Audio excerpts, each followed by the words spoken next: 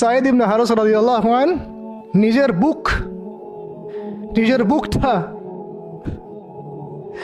বুকটা নবী সাল্লাল্লাহু আলাইহি ওয়াসাল্লামের সামনে এইভাবে দিয়ে দিয়েছেন যে যতগুলো পাথর আসবে আমার গায়ে যেন লাগে, আমার নবীর গায়ে না লাগে। বুক যখন থেতলায় গেছে তখন পিঠ দিয়ে দিয়েছেন, ইয়া রাসূলুল্লাহ আপনার গায়ে একটা পাথর যেন না লাগে, আমার পিঠে লাগুক। এই সময়টা চিন্তা করেন, সাহাবীর কথা চিন্তা করেন, তাদের ত্যাগ তিতিক্ষার কথা চিন্তা করেন, ওই সময়ের সবরের কথা চিন্তা করেন। এমন পাথর মারা হচ্ছিল যে রাসূল সাল্লাল্লাহু আলাইহি ওয়াসাল্লামের মানে গায়ে লেগে রক্ত বের হতে হতে সেই রক্ত দিয়ে পায়ের যে জুতাটা আছে এই জুতাটা আটকে গেছে এইভাবে। আর কার এগেন্স্টে করছে? আল্লাহর প্রিয় হাবিব, যার জন্য আল্লাহ পাক ফিরদাউস রেখেছেন, মাকামে মাহমুদ রেখেছেন, যার সুপারিশ ছাড়া আমরা মনে হয় না জান্নাতে কেউ যেতে পারবো, অসম্ভব। যার সুপারিশ ছাড়া বিচার শুরুই হবে না কিয়ামতের মাঠে, হিসাব নিকাশ শুরুই হবে না, জান্নাত তো বহুত দূরের কথা। জান্নাতের দরজাও খোলা হবে না যিনি আগে না ঢোকা পর্যন্ত, তাকে মানুষ সেভাবে মারা শুরু করলো। যখন চতুর্দিক থেকে রাস্তাটা বন্ধ মনে হচ্ছে তখন নবী সাল্লাল্লাহু আলাইহি ওয়াসাল্লাম তায়েফে গিয়েছিলেন, তায়েফের 3টা বড় বড় গোত্রকে দাওয়াত দিতে। উদ্দেশ্য হচ্ছে তায়েফবাসী যদি ইসলাম কবুল করত তাহলে মক্কার এই কুরাইশদের বিরুদ্ধে একটা বড় সাপোর্ট পাওয়া যেত। ঠিক আছে, এটা কিন্তু একটা হিজরত, এটাও কিন্তু একটা হিজরত। এর আগে একটা হিজরত হয়েছে আবিসিনিয়াতে, তায়েফেও। এটাতে ওই সাফল্যটা আসে নাই, তায়েফবাসী ইসলাম কবুল করে নাই। পরবর্তীতে আল্লাহ পাক মদিনাবাসীকে কবুল করেছেন। ওগুলো আমরা পরে আস্তে আস্তে আলোচনা আনবো ইনশাআল্লাহ। আজকে শুধু এতটুকু বলছি তায়েফের কথাটা। এইখানে সময়টা চিন্তা করবেন, এই সময়টা ছিল জুন বা জুলাই মাসের মতো অবস্থা। মানে কাঠ ফাটা রোদ বলতে আমরা যা বুঝি, প্রচণ্ড রোদ, প্রচণ্ড গরম, মরুভূমির উত্তপ্ত একটা অবস্থা। এই অবস্থায় মক্কা থেকে তায়েফের ডিস্টেন্স হচ্ছে প্রায় 100 কিলোমিটার, প্রায় 100 কিলোমিটার। যারা তায়েফে গিয়েছেন তারা হয়তো জানবেন, এটা পাহাড়, মানে মাটির নিচ থেকে তায়েফ শহরটা দেখা যায়। এই যে পাহাড়ের গা বেয়ে যে উঠতে হয়, এখন তো গাড়ি আসছে, গাড়ির যুগ, এই গাড়ি দিয়ে উঠতেও এই নিচ থেকে উপর পর্যন্ত 40 কিলোমিটার, মানে পাহাড়ের গা বেয়েই 40 কিলোমিটার রাস্তা এইভাবে সফর করে করে করে করে তায়েফের শহরের উপরে পৌঁছাতে হয়। এই কাজটা নবী সাল্লাল্লাহু আলাইহি ওয়াসাল্লাম তার সময় করেছেন পায়ে হেঁটে, তাও জুন জুলাই মাসের মতো উত্তপ্ত অবস্থায়, গরমের অবস্থায়। এবং এই সফরে নবী সাল্লাল্লাহু আলাইহি ওয়াসাল্লামের সাথে মাত্র একজন সাহাবী ছিলেন, সেই সাহাবীর নাম যায়েদ ইবনে হারেসা রাদিয়াল্লাহু আনহু, আর কেউ না, রাসূলের প্রিয় ভাজন। তাহলে বুঝতে পারছেন কত কত কাছের সম্পর্ক। আর কেউ না, কোনো সাহাবী না, যায়েদ ইবনে হারেসা রাদিয়াল্লাহু আনহু। ঠিক যেমন গারে সাওরে কেউ নাই, কোনো সাহাবী নাই, কে আছেন? আবু বকর রাদিয়াল্লাহু আনহু। আয়েশা রাদিয়াল্লাহু আনহা বলতেন মাঝে মাঝে যে যদি রাসূল সাল্লাল্লাহু আলাইহি ওয়াসাল্লাম জীবিত থাকতেন তাহলে যায়েদ ইবনে হারেসা রাদিয়াল্লাহু আনহুকে মনে হয় তিনি তার পরবর্তী স্থলাভিষিক্ত হিসেবেই ঘোষণা করে দিয়ে যেতেন। এত ভালোবাসতেন তিনি তাকে, মনে হতো যেন যায়েদ বিন হারেসা রাদিয়াল্লাহু আনহুকে তিনি পরবর্তী স্থলাভিষিক্ত করে দিয়ে যাবেন, এত ভালোবাসতেন। যখন যায়েদ ইবনে হারেসা কোনো সফর থেকে ফিরত, আমি, আয়েশা রাদিয়াল্লাহু আনহা বলছেন, আমি রাসূল সাল্লাল্লাহু আলাইহি ওয়াসাল্লামকে এত মানে কি একটা বস গ্রিটিংস বলি না আমরা, অভিবাদন, এত ব্যস্ত হয়ে অস্থির হয়ে আলিঙ্গন করতে দেখি নাই যেমনটা যায়েদ ইবনে হারেসার ক্ষেত্রে তিনি করতেন। বহু সফরে তিনি তাকে পাঠিয়েছেন, সারিয়া অভিযানে। সারিয়া মানে যে সফরগুলোতে আমাদের নবীজি নিজে যান নাই কিন্তু সাহাবীদেরকে পাঠিয়েছেন, কোনো সামরিক অভিযান, এটাকে বলা হয় সারিয়া। আর গাজওয়া হচ্ছে এমন যুদ্ধ যেখানে নবীজি নিজে গিয়েছেন, অ্যাজ এ কমান্ডার উপস্থিত ছিলেন। তো একবার একটা সফর থেকে যায়েদ ইবনে হারেসা রাদিয়াল্লাহু আনহু এসেছেন। আয়েশা রাদিয়াল্লাহু আনহা বলছেন তার গায়ে, আমাদের নবীজির গায়ে সতরটা কোনো রকম ঢাকা ছিল, উপরের পোশাক নাই, মানে গায়ের উপরের পোশাকটা তিনি পরেনি নাই। এই অবস্থাতে তিনি আয়েশা রাদিয়াল্লাহু আনহার ঘরে ছিলেন, ওইখানে এসে যায়েদ ইবনে হারেসা রাদিয়াল্লাহু আনহু নক করেছেন দরজায়। ওই অবস্থায় তিনি উঠে গিয়ে যায়েদ ইবনে হারেসা রাদিয়াল্লাহু আনহুকে আলিঙ্গন করা শুরু করলেন, কপালে চুমু দেওয়া শুরু করলেন যে আমার প্রিয় ভাজন আসছে। ওই সাহাবীকে সাথে নিয়ে তিনি সফর করছেন তায়েফে। তায়েফে যাওয়ার পরে 3টা গোত্রনেতা ছিল ওখানে। অনেক বড় কথা, তো আমি অল্প করে বলছি সময় সংক্ষিপ্ততার কারণে। একটা গোত্রনেতার নাম হচ্ছে আব্দে ইয়ালাইল। এর আন্ডারে বহু মানুষ ছিল। যদি সে ইসলাম কবুল করতো তাহলে ওই সবাই ইসলাম কবুল করতো, সে করে নাই। একটা গোত্রনেতার নাম ছিল আব্দে মাসউদ। তার আন্ডারে বহু মানুষ ছিল এবং ধনী ধনী বড় বড় ধনী ব্যবসায়ী, রাজনীতিবিদ, সে ইসলাম কবুল করে নাই। আরেকটা লোক ছিল, তার নাম হাবিব বিন আমর, এই 3 নাম্বার গোত্রনেতা। তো সেও ইসলাম কবুল করে নাই।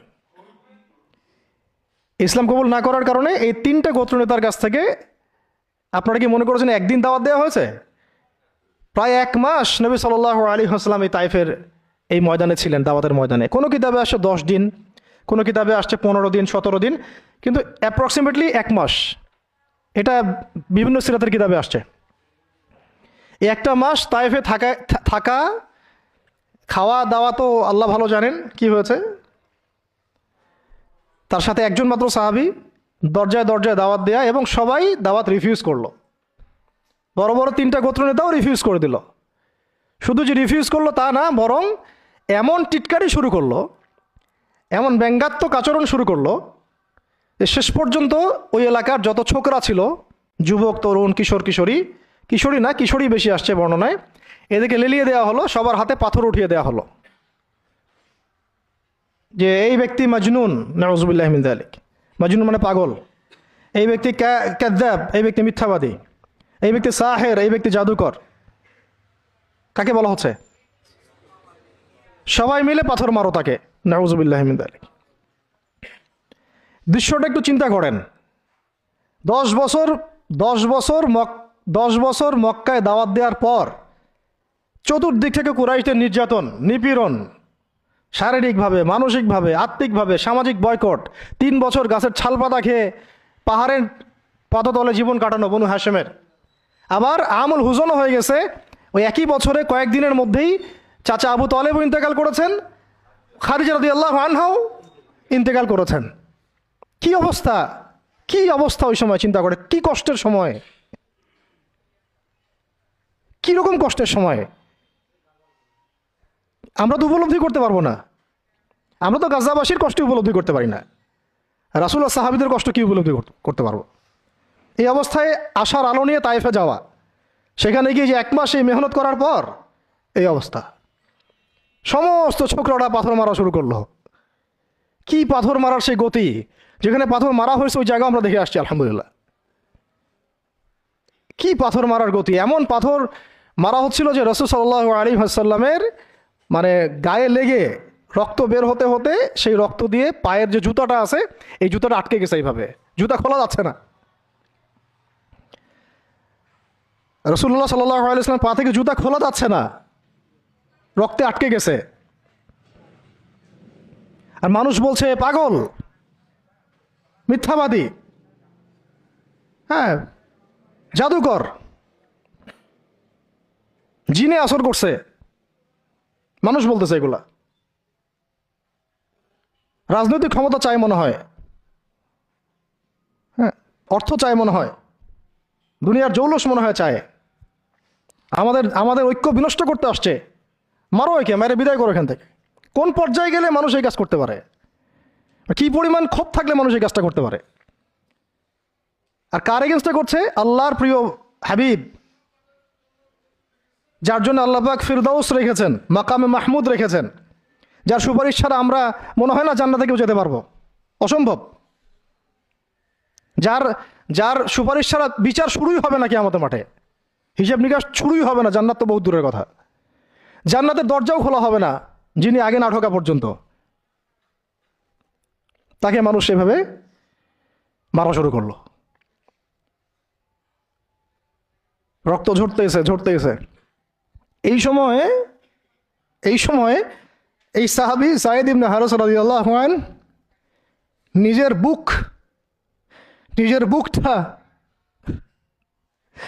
বুকটা নবী সাল্লাল্লাহু আলাইহি ওয়াসাল্লামের সামনে এইভাবে দিয়েছেন যে যতগুলো পাথর আসবে আমার গায়ে যেন লাগে, আমার নবীর গায়ে না লাগে।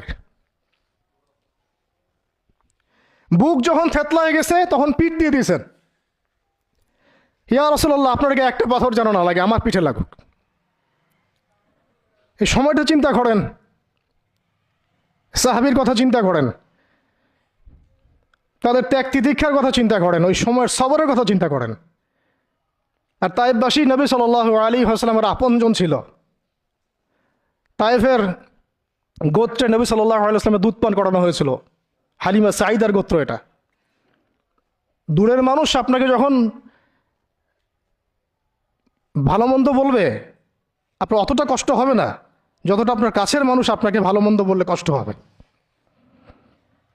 যখন আপনার প্রিয় মানুষেরা আপনাকে পাথর ছুড়বে, এই পাথরের আঘাত সহ্য করা এত সহজ না। কাফেররা, ফাসেকরা, জালেমরা, মুশরিক মুনাফিকরা পাথর ছুড়বে, সেই পাথর আপনি সৌভাগ্যের সাথে বরণ করতে পারেন, সেই রক্তক্ষরণে আপনার কষ্ট হবে না।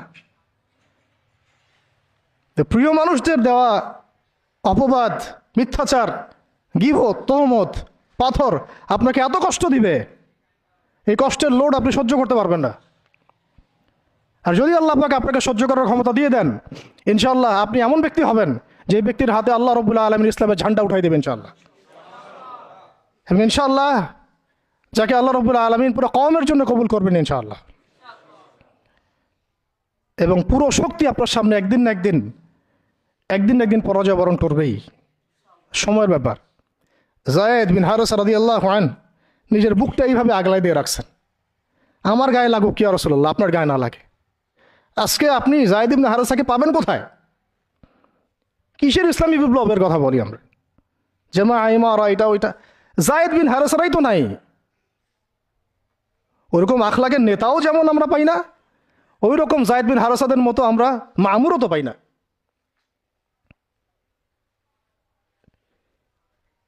বরং এখন তো এমন যুগ চলতেছে যে মানুষ সামান্য দুনিয়াবী স্বার্থের কারণে, সামান্য দুনিয়াবী স্বার্থ, একটু মোহ, একটু দাম্ভিকতা, একটু অহংকার, একটু জিদ, একটু রাগ, একটু ক্ষোভ ইত্যাদির কারণে মানুষ, নিজের প্রিয় মানুষ আপনাকে মানুষের হাতে উঠাই দিতে পারে। সবাই মিলে তাকে পাথর মারো, আমি তাকায় তাকে দেখতেছি। সবাই তাকে পাথর মারো, আমি তাকায় তাকে দেখতেছি। যেন নিজের প্রিয় মানুষকে পাথর মারলে, এটা দেখলে আপনার মনে আরো শান্তি আসতেছে। কিভাবে আপনি আপনার প্রিয় মানুষকে হাজারো লক্ষ মানুষের হাতে উঠাই দিতে পারেন, যে মানুষটা তাকে ধর্ষণ করবে, ছিঁড়ে ছিঁড়ে খাবে, পাথর মেরে থাতলা করবে, আবার আপনি তাকে মহব্বতের দাবিও করেন? কিসের মহব্বত? মহব্বত কাকে বলে? মহব্বত তো এইটা যেটা যায়েদ ইবনে হারেসা রাদিয়াল্লাহু আনহু করেছেন। এটা কি মহব্বত না? এইরকম মহব্বতের নিদর্শন কি আমাদের মধ্যে আছে? কাকে মহব্বত বলা হয় আসলে? আপনারা দৃশ্যটা চিন্তা করেন, এগুলো সিরাতের কিতাবে মজুদ, পড়েন, নিজের বুকটা তিনি আগলায় দিয়ে রাখছেন। ঠিক এরকমই উহুদের মাঠেও নিজের বুক আগলায় দিয়ে রাখছেন তালহা রাদিয়াল্লাহু আনহু। দূর থেকে একটার পর একটা তীর আসতেছে, ওনার গায়ে লাগতেছে। তীরের আঘাত কি চারটাখানি কথা? সাদ বিন আবি ওয়াক্কাস রাদিয়াল্লাহু আনহু পিঠ দিয়ে রাখছেন, ইয়া রাসূলুল্লাহ, আপনার গায়ে যেন না লাগে। তোমরা জীবন্ত শহীদ দেখতে চাও, তালহাকে দেখো। 70-এর বেশি আঘাত তার গায়ে ছিল উহুদের দিন।